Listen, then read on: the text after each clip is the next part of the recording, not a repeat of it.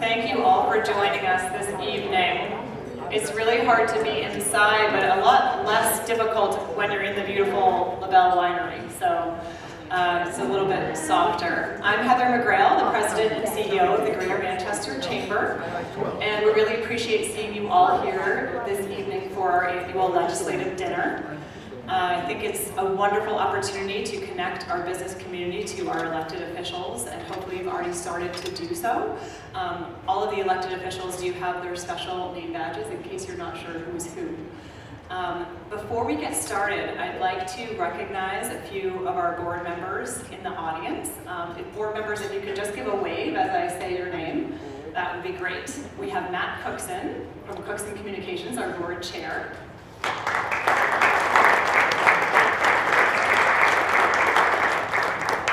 Mike DeSalle, the Dean of UNH Manchester and Granite State College.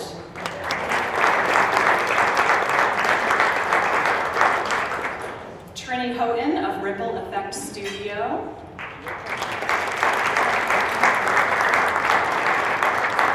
Kate Gutierrez, where did she go? Harvard Pilgrim Healthcare. And Ted Kitchens of Manchester Boston Regional Airport. Scott Spradling of the Spradling Group. Thank you so much to all of our board members who are here tonight and many who are not, who really help us in every way to execute our mission.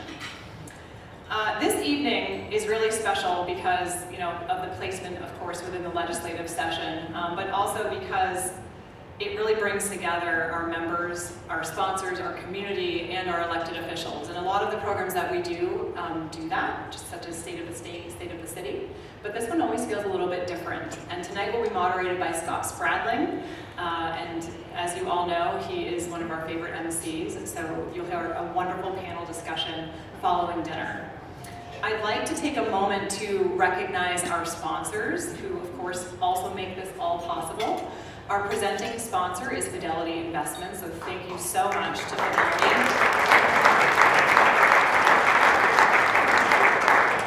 for once again sponsoring this great event. Investing sponsors, BAE Systems, Catholic Medical Center, and Eversource. Thank you all.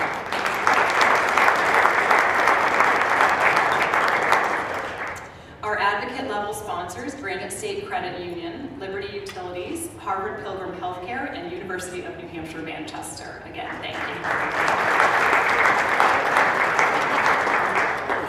And of course, we have our venue sponsor where we gather all this evening, LaBelle Winery, and our media partner in the Spradling Group, and AV Partner Productions, Inc. So again, thank you to everyone who makes this event possible. We really, really appreciate it.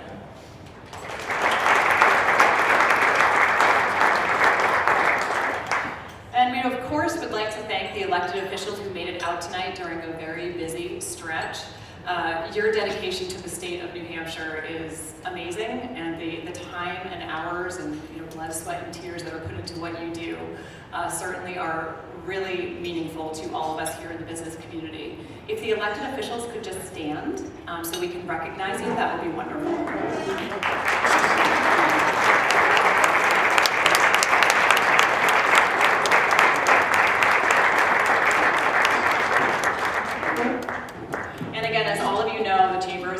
Nonpartisan, and while we may not agree on all of the issues, the point is that we're all here to discuss them, and that's really, really critical.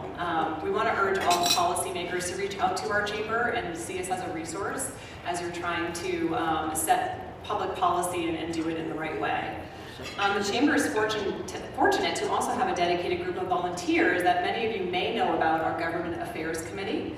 If you do not know about it and want to get involved, definitely reach out to Scott or Gina or myself. I will introduce two of the leaders of that group who do all of the work. Gina Powers, who's the president of Raytheon Pignatelli, Granite Strategies, and the Chamber's Government Affairs partner, who's sitting right here next to Scott Spradling, not raising her hand, but she's right there. So,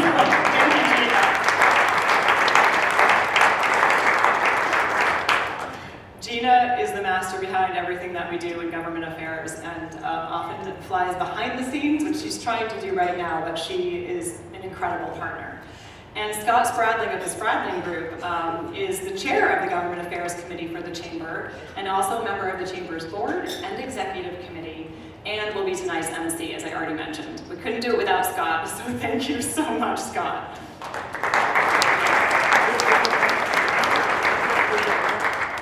I would like to welcome Joe Murray, the Vice President of Government Relations and Public Affairs at Fidelity Investments, to say a few words as presenting sponsor. Joe.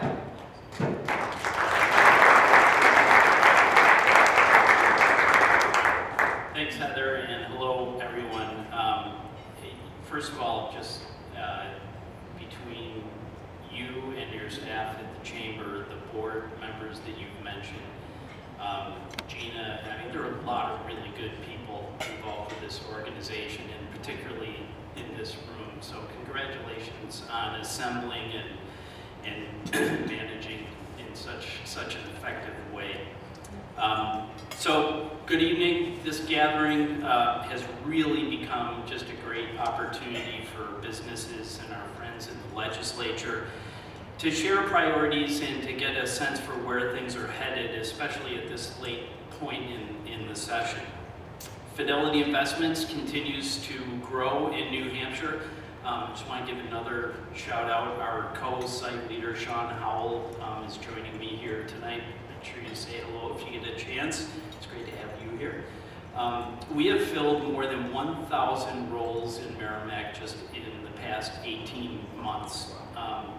That has put our head count right around the 7,000 mark here in New Hampshire. And right now we're in the midst of hiring 300 additional roles that we hope to fill by the end of next month.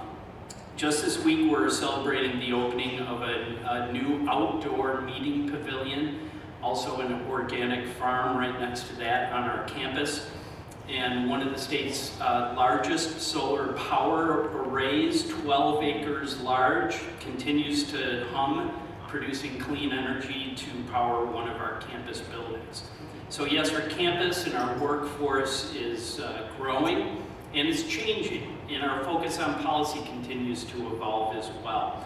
For example, we know that some of our associates, many of them are obviously new to Fidelity and new to New Hampshire, they're really struggling to find a place to live. So housing, both availability and affordability, has become an important issue to us, a more important issue. We appreciate the attention that this has gotten in Concord, and we hope that more can be done in the coming years because it's really so important to our overall state's growth that we and other businesses are hoping to accomplish. Creativity and collaboration, two important words, they become increasingly important as well as we continue to hire from our outstanding colleges and universities in the state. We're looking to tap into new pools of talent as well. Fidelity has been working to partner recently with the community college system of New Hampshire. Think of it as an on-ramp that can get you right to Fidelity's front door in Merrimack. Here's a little bit on how this is looking to work. The program would involve 2 quick steps to introduce and prepare folks for a career as a licensed customer service representative at Fidelity, and that's really just the beginning of what we hope is a long and successful career. Those who get through this program will be guaranteed an interview at Fidelity. So hopefully more to come on that in the coming months. So it goes without saying that there are many Fidelity associates who live in the cities and towns that many of our representatives here tonight represent. I say this often, these are people who live here, they work here in the state, they raise their families here in the state, and they really care about the issues that we've been talking about during this legislative session. So thanks for listening, appreciate it, and Heather, thanks for hosting this really good event.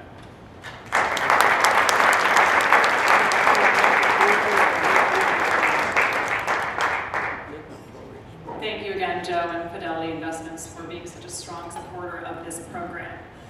So the only thing I have left to say is that it's time to eat, which is great. We're going to enjoy our dinner, and then we'll be back shortly to start the program with Scott coming up here and doing the panel moderation.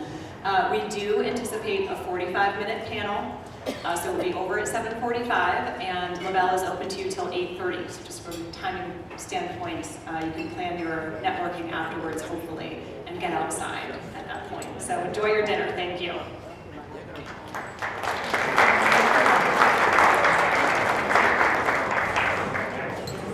I'm going to ask my legislative friends who are part of tonight's panel to come on up and take their seats. And while they're coming up, I will just say thank you very much for being here, a part of this conversation. I want to thank our four special guests in no particular order. House Speaker Sharon Packard is here, Democratic Leader Representative Matt Wilhelm, Senate Republican Majority Leader Sharon Carson, and Senator Cindy Rosenwald are here to give us an update about some of the things that are happening in Concord. As Heather said earlier, this is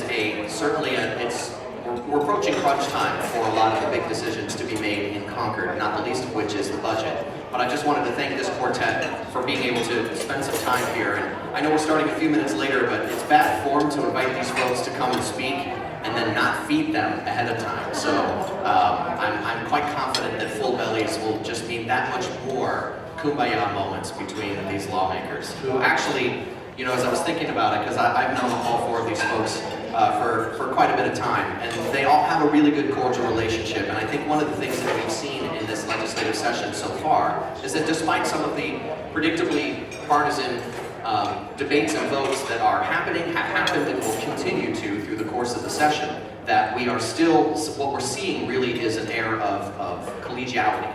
And I sort of want to start there with Speaker Packard and Representative Wilhelm. Matt and Sharon, and I will be the first to own this, you two characters did something I did not expect to happen. And that was, y'all got a budget passed, and it happened with a voice vote.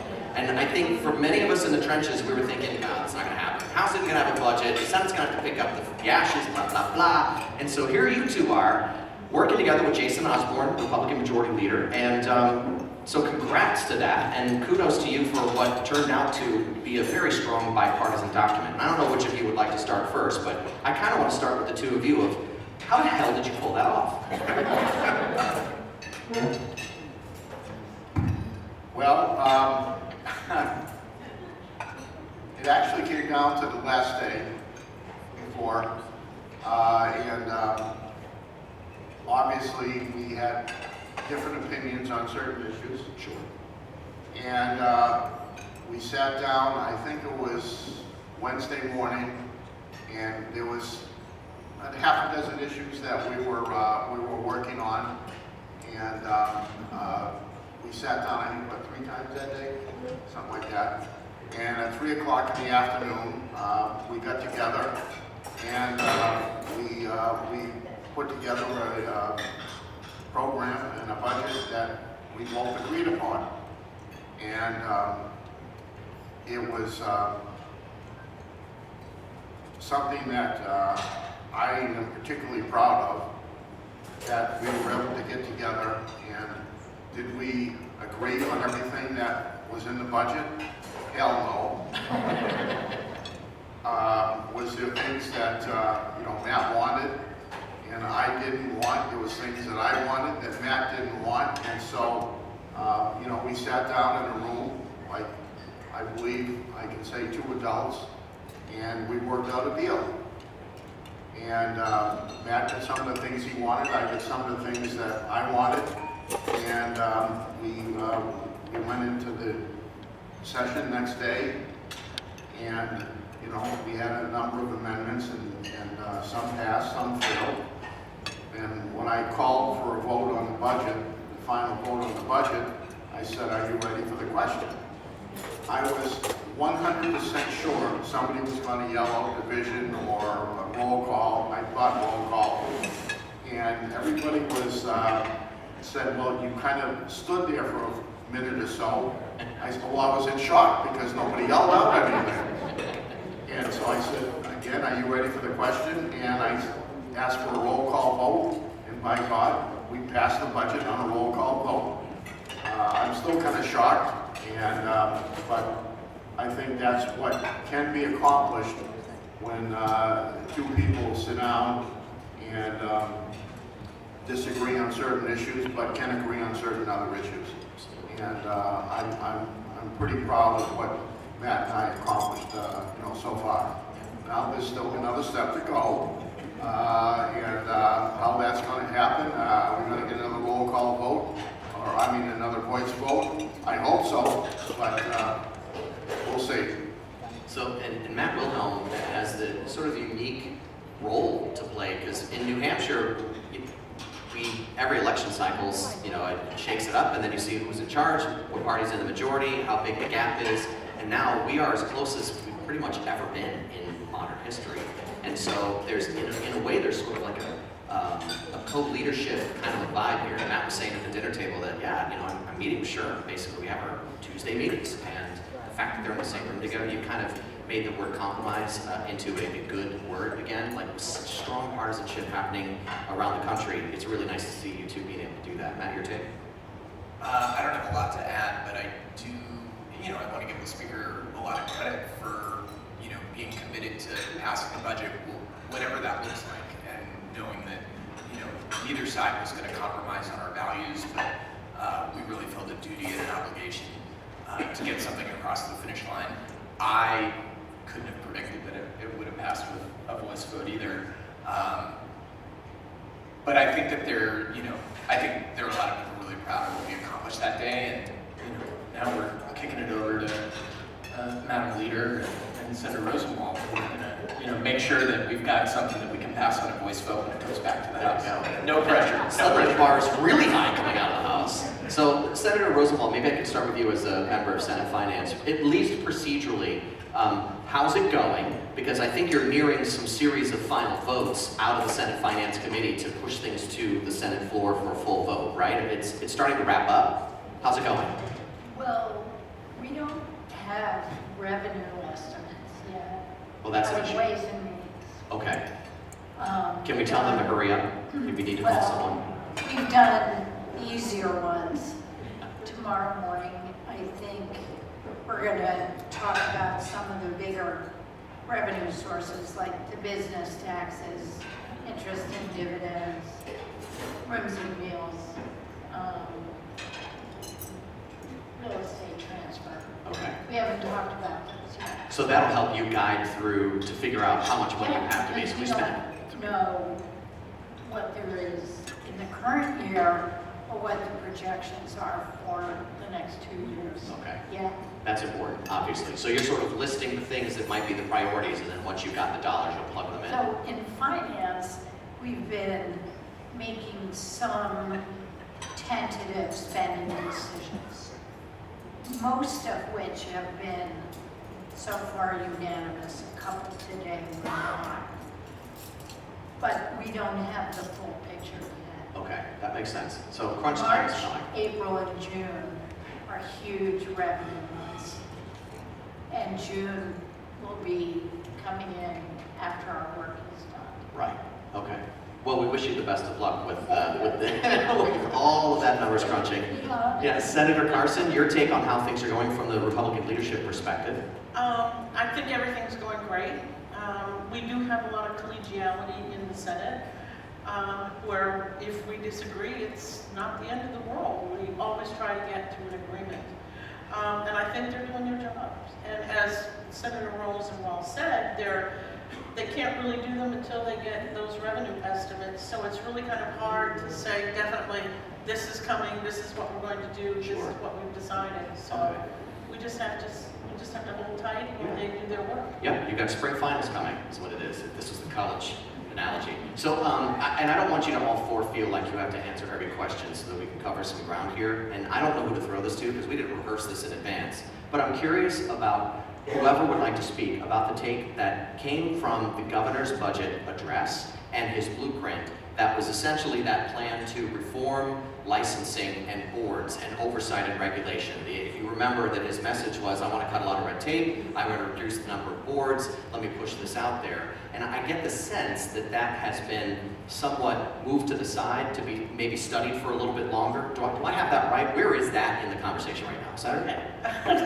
Okay.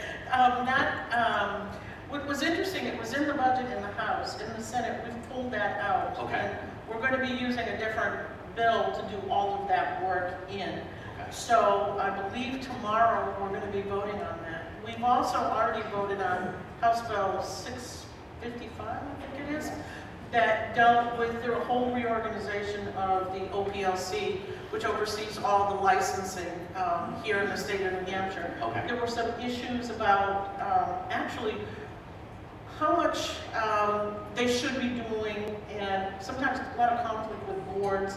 So myself and Representative McGuire, along with Representative Jordan Muellery from Hudson, and then Representative Tim Lang, and Representative Gary Merchant, we sat down. We were busy there most of the summer and right into the fall with a bill. It passed the House, and it came to us, and I believe we've already passed it.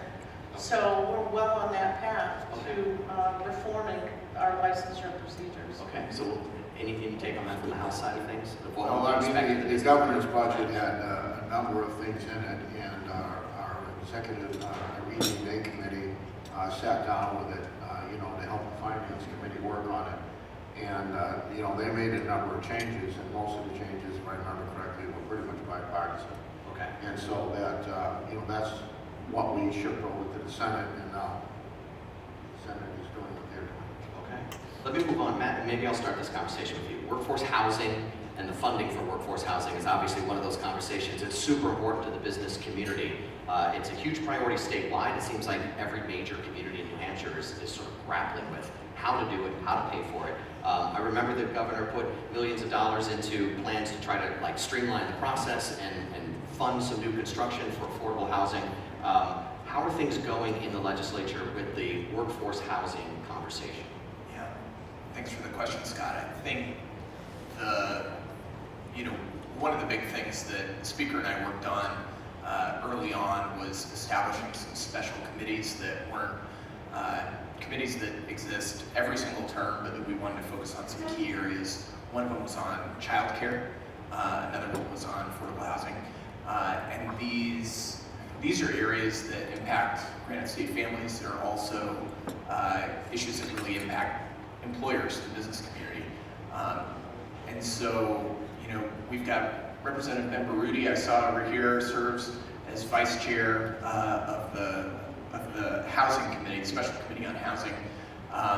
They have not had any individual pieces of legislation yet, but I know have been doing a really good job studying the issue, making sure they really understand the complexities of it, and working together on a bipartisan basis. This committee's five Democrats, 5 Republicans, to propose some legislation, hopefully next term, that we'll be able to get across the finish line with bipartisan consensus. So there was additional funding that, through the bipartisan compromise budget amendment, we were able to put some additional funding back into the Affordable Housing Fund. Really proud of that. I know there's a Housing Champions piece of legislation that worked its way through the Senate that we may see in the budget eventually. But it appears to be a top priority among both parties in both chambers. And I think it's really focusing on that missing middle and making sure that every family, every person, every veteran, every senior has choices that are affordable and that are quality, so that they can have a place to call. Thank you, Matt. Speaker. Yeah, Matt and I talked at the beginning of the session, and we decided to set up these 2 special committees. One was housing, one was child care. Every time I sit down with any business leader, we ask what's 2 of the biggest issues you have as far as recruiting, help and everything, and it was affordable housing and child care. And I think we both realize that there's no silver bullets out there. But our charge to both the child care and the housing special committees is, look, come back to us with some solid solutions. We're not going to change everything and fix everything overnight, but there is some things positive that we can do in a bipartisan manner that is going to help the housing issue and is going to help the child care issue. And both committees are working, and I'm sure that we'll come up with some stuff and probably some legislation in September. Senators, at least from the workforce housing perspective, it feels like a lot of the conversation revolves around not necessarily available dollars to invest, but it's more along the lines of some of the regulations and where to put it, and the town-by-town limits on the conversations and how to balance the state's need to potentially weigh in and help versus the town's sense of independence and having the voice. Is it a difficult balance? We have 3 major housing bills Okay. in the Senate. They were all passed unanimously, put on the table for consideration in the budget. Between the 3 of them, there's at least $100 million Oh, wow. Okay. of spending. And it's affordable housing, it's the governor's Invest New Hampshire program, which is partly affordable housing, partly market rate. It's this Housing Champions bill, which is municipal grants, and it's homelessness funding, shelter funding, and prevention. And then there's a piece that really tries to aim at the missing middle. That's So great. we'll see what we can It's a great fit multiple. into the budget, but the Senate's got a lot. We heard housing and childcare Yeah. from the business community because that drives workforce. Yeah. We're not gonna have a workforce if people can't afford to live here, and particularly if women cannot afford or find available childcare. We know they've stayed out of the workforce. The child care conversation is a different type of a conversation, it feels like. It seems like the demand for dollars is a very different conversation because there are some that are saying we've got to pay providers more. There are others that are saying we've got to incentivize more private child care practices to open to increase availability or incentivize businesses to be able to do it internally. How is that conversation? Senator Carson, I'll sort of look to you. How's it go? That the House did a really good job of funding 2 big aspects of child care. Okay. One being the eligibility level for the scholarship, and the second one being how much child care centers get paid. The Senate has some other legislative pieces on the table that I think there's a will to try to include in the budget to the extent we're able. Senator Carson. There's really nothing left to add. She did a great job. We did have a number of pieces concerning housing and childcare move through the Senate. Housing and childcare were priorities that we had established early on. And so people filed legislation, we all supported it. I think most of them came out 24-0. So the Senate is united on this particular issue. So now it's just basically what's going to end up in the budget. Writing out the final details. That's great. I mean, and again, this is sort of reflective. Like, you know, I've done this enough times up here where you sort of get that awkward level of discomfort when there's such sharp disagreement in not just philosophy but in practical approach. So this is kind of a moment to be celebrated, especially considering we have senators and reps in the room here with us tonight. We really want to thank you for this kind of progress on these kinds of issues, because I think, speaking from Heather's perspective, from the chamber's perspective, and so many businesses, this has been the kind of conversation we've been hoping for a long time. And I don't think that there's public expectation that it all just gets fixed in one session and thank you very much and we all go home. But this is a really meaningful big few steps on a couple of issues that mean a lot to the business community, so thank you.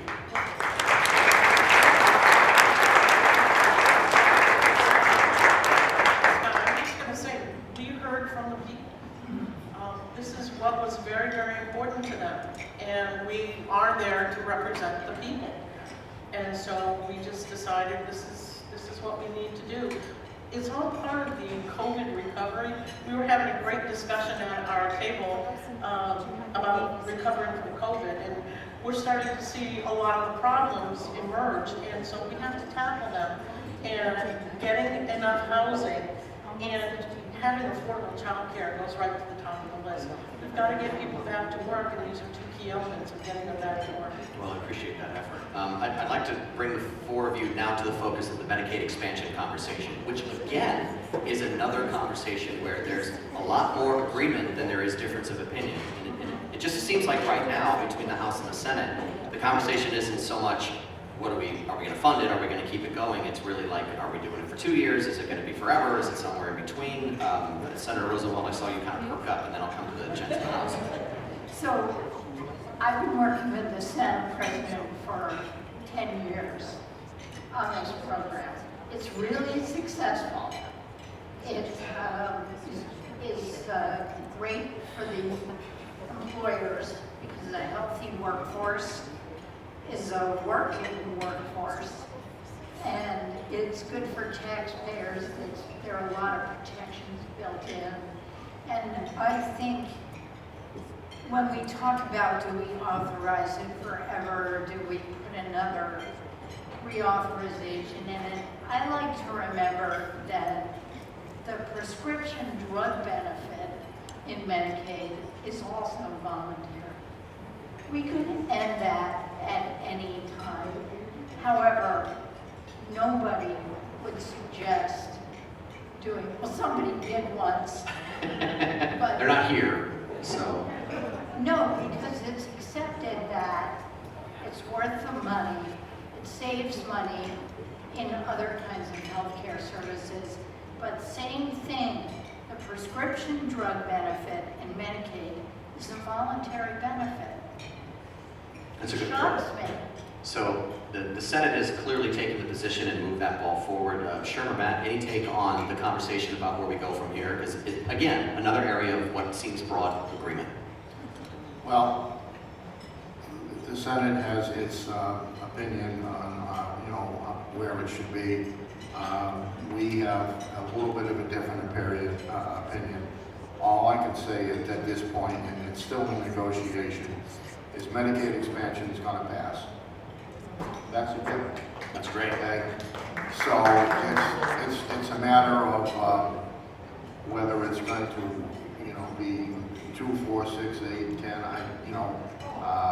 And that's under negotiation. I mean, Matt and I were talking about that today. I proposed to the speaker earlier today that we do 40 years. And I quickly rejected that. But, the reality is that,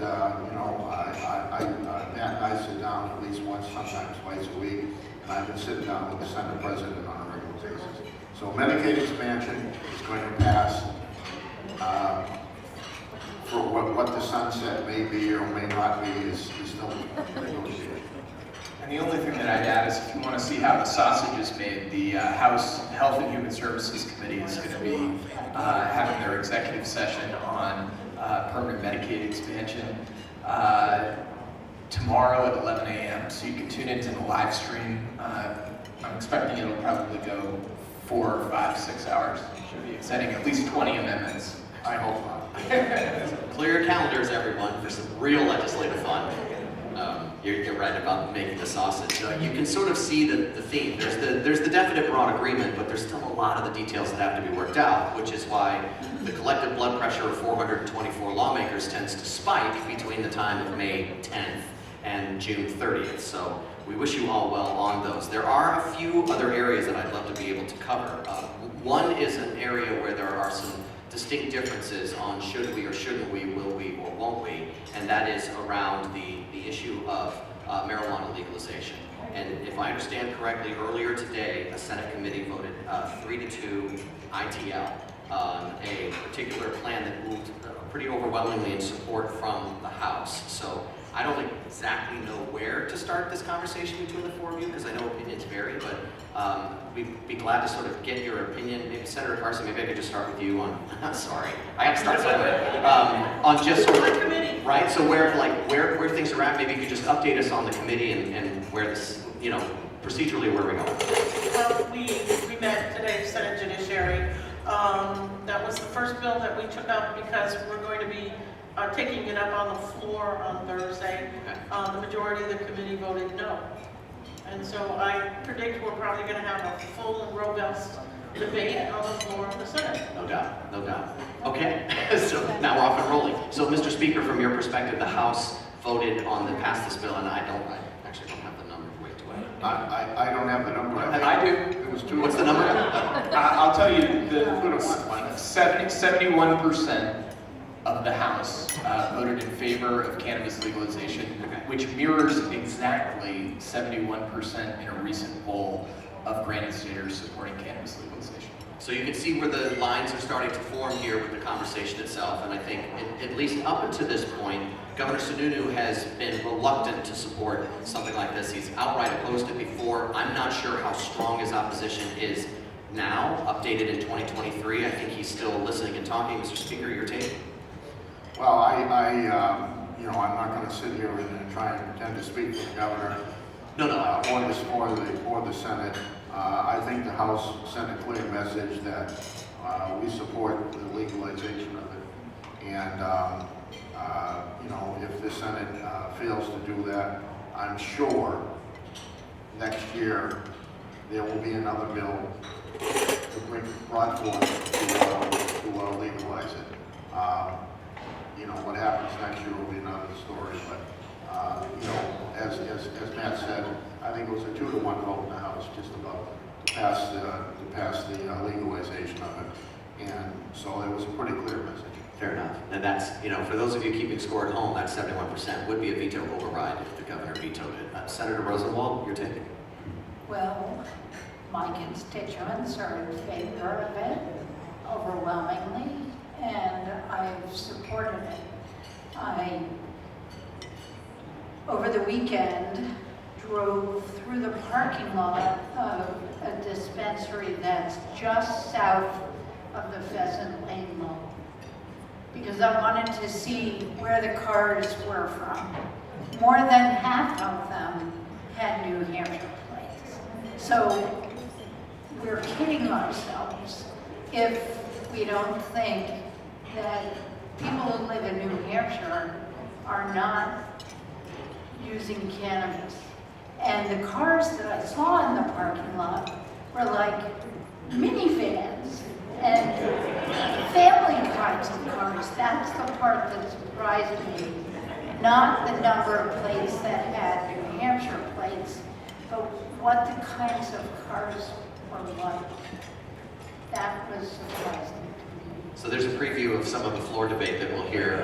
I don't expect her speaking on it. Senator Carson, maybe you could fill in a couple of thoughts about. I think with any piece of legislation, the devil is always in the details. Sure. And so the Senate we did a really deep dive on all the details.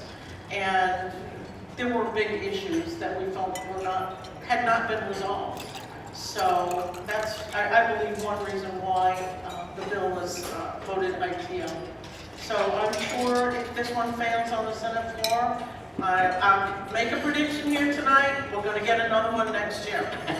So That's a given. Fair enough. And you know, the Speaker passed a bill last year prohibiting profiling of motorcyclists, and I'm starting to think that maybe we need to file a bill to prohibit profiling of minivan drivers next year. We're coming up with a lot of good ideas for 2024 legislation. Moving into, as I'm watching the clock here just a little bit, moving into a couple of other issues. From the business community perspective, the cost of energy remains a challenge. A lot of the costs that we've been dealing with in New Hampshire are also reflective of national trends and issues that are hard to control and oversee just in New Hampshire. But net metering is a conversation that's come up again, and this has been one of those topics that we're clearly watching closely from the chamber perspective. Matt, maybe I could just start with you on any take that you have from the legislature's perspective on the effort to try to reduce the cost of energy in New Hampshire. Yeah, I mean, I think there have been several efforts. I think primarily focused on costs and bringing costs down for employers, for businesses, but also for families heating their homes, cooling their homes. And, you know, I'll be interested to see which bills actually make their way across the finish line. But there's also a new project that I'm trying to keep an open mind about that was just announced last week. That is a partnership between the state of New Hampshire and the state of Vermont that I think has some promise, and so I think we're keeping our eyes and ears open and hopeful that there's going to be some action in the coming year or two to bring costs down. Thank you. Mr. Speaker, I'll just go right down the line. Well, it's a new project that was presented to us last week, and I think if it comes to fruition, it's still a few years out. It's going to tremendously help the generation of energy, but we need more like it. I mean, I know that people on science and tech and energy have their own language, and half the time you can't understand what the hell they're saying. But the bottom line is, I think we all realize that there's a problem, and we need to work to solve it, and that includes new things like this new line that's coming down from Canada through Vermont into New Hampshire. But we also need to work on renewable energy of all sources. I mean, we all realize that. It's just how do we get there, and what's going to be effective for the state, what isn't going to be effective. I mean, we did something that was quite extraordinary, I think, too, back in December and January. We put $35 million aside, to help people with their heating bill and their electric bill. And, at the time, we were told that, the cost of oil and maybe natural gas might spike to $6, $7 a gallon. And so we put this piece together. Fortunately, a lot of it wasn't used. I don't know whether it was because people didn't want to use it, but the prices didn't go up as much as we thought they might go up either.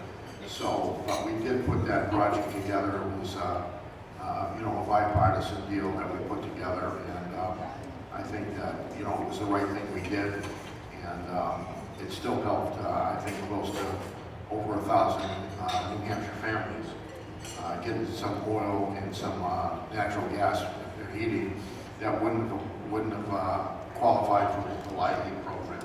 That's great. And so I'm glad we did that. And the balance of the money goes back into the general fund. So what wasn't spent goes back into the general fund. That's great. Thank you. Senator Carson, your take on the Senate's conversations around energy? Well, again, we've listened to our communities, and energy has always been a hot topic, especially for businesses and attracting businesses to come to New Hampshire, because it has been an impediment that our prices are so high. I agree with Representative Wilhelm and the Speaker. We're working together to try to find solutions to a problem. There is no easy solution here. I think it's going to be a variety of something here is happening, something over here is happening. This new pipeline, let's hope we can get this done. And we're just going to keep working. There are different pieces of legislation that are still going through the House and going through the Senate, so we'll see how it all shakes out in the end, but it is a very high priority for us. Thank you. Senator Rosenbaum, final thoughts on that? Yeah, so there are four kind of major energy bills that passed their original bodies on various topics, which I would not be able to explain. But also, I think we should remember that the Community Power Project has now gone live in 10 or 11 communities, Nashua being one of them. And that is going to represent savings for Wayne as well. It's taken a few years, but off the ground now. We appreciate the theme of progress. There's a lot of bipartisan progress happening on a lot of these major issues. Before I start to wrap and allow these folks final words, I do want to take advantage of one conversation with Senator Carson around a bill that is your prime sponsor, Bill 255, the privacy bill. It's one that we've been watching from a chamber perspective, because as we can all imagine, as our technology becomes faster, smarter, better, brighter, that there are ways that that technology can be manipulated to work against us. And I believe that your bill, Senate Bill 255, is an effort that is not just happening in conversation in New Hampshire, but in other states, to try to make sure that there is sufficient privacy and protections for not just individuals, but for businesses, business owners as well. Did I capture that correctly? Maybe you could just summarize what that bill is. Yes, you did. It's a fairly large bill, pretty complicated for someone who considers themselves to be computer illiterate. But it is a very important issue across the country, and especially for us here in New Hampshire, because we recently passed a constitutional amendment dealing with privacy. And what's happening is people are trying to get consistency across the country. So it doesn't matter where you live, you're going to be entitled to the same protections in each state. It passed the Senate 24-0. The House has it. I believe the Judiciary Committee retained it. Okay. So they want to do some work on it, which it's good. It's better than killing it. Sure. So, I'm hoping that we're going to be able to work with it and get it over the final line. But it is really important. We spend most of our day online, doing all kinds of things. And you want to protect your privacy while you are online, that your information is not being taken by people you don't want to have. So I think this is a good step forward, and we'll see what happens in the House. And procedurally, your retention will basically mean that you'll be sort of talking about it during some of the off months, and then starting again come January. So it may seem like a long time from now, but it's only really a few months before maybe that bill comes back for more deliberation. Well, it's like any piece of legislation, you want to get it right. Because if you don't get it right, there are people that could be harmed by it.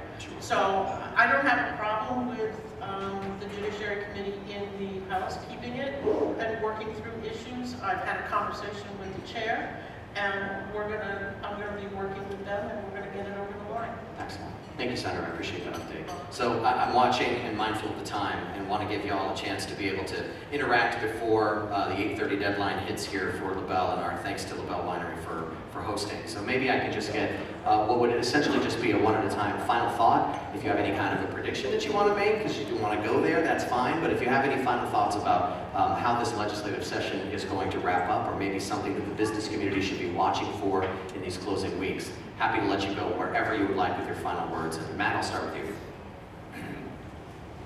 So, New Hampshire is a really, really unique state when it comes to government. Your elected officials, your state reps, your state senators make $100 a year, and there's often extraordinary sacrifice and a juggling act that goes on, especially for those who maybe in the prime of their careers are juggling family responsibilities and employment. And I just want to there's been a lot of focus on us up here, but I just want to take a moment to ask our state reps and other state senators who are here. I see the Dean of the Senate is here, Lou D'Alessandro, and if I went through every single state rep that was here, we would be here past our 8:30 deadline. But if all the elected officials in the room, state reps and state senators, could either stand or raise their hand to be recognized, I really appreciate it.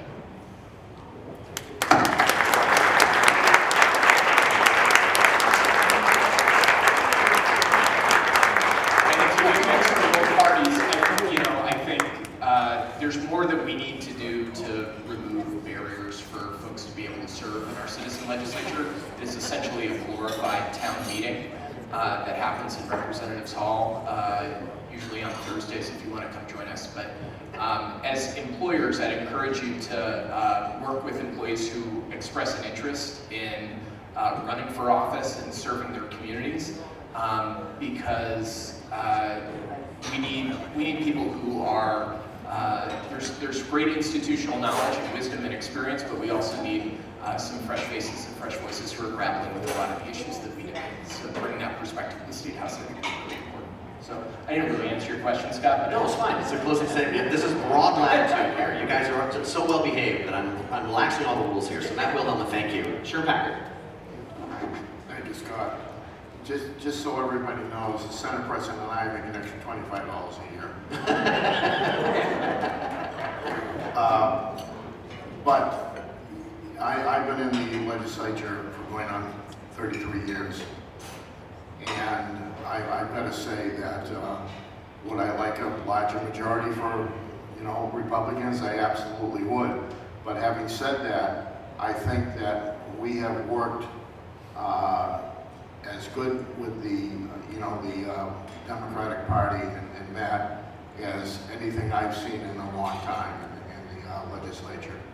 And the fact that our numbers are so close has, and I'm going to say it has given us the opportunity to be able to sit down and disagree philosophically, but not disagree and be disagreeable and say, well, I don't like you and all that kind of stuff. I mean, that kind of stuff is gone out the window pretty much this time, and it hasn't been, I think, this good as far as collegiality goes. And all our committees are 10-10, except for the Finance Committee. And so, it has made the committees work much closer together. And we probably had more no recommendations come out of the committees than we've had in the last 100 years, but that's fine. The committees are working together almost, very well, and the members of the committees, both parties, are working together very well.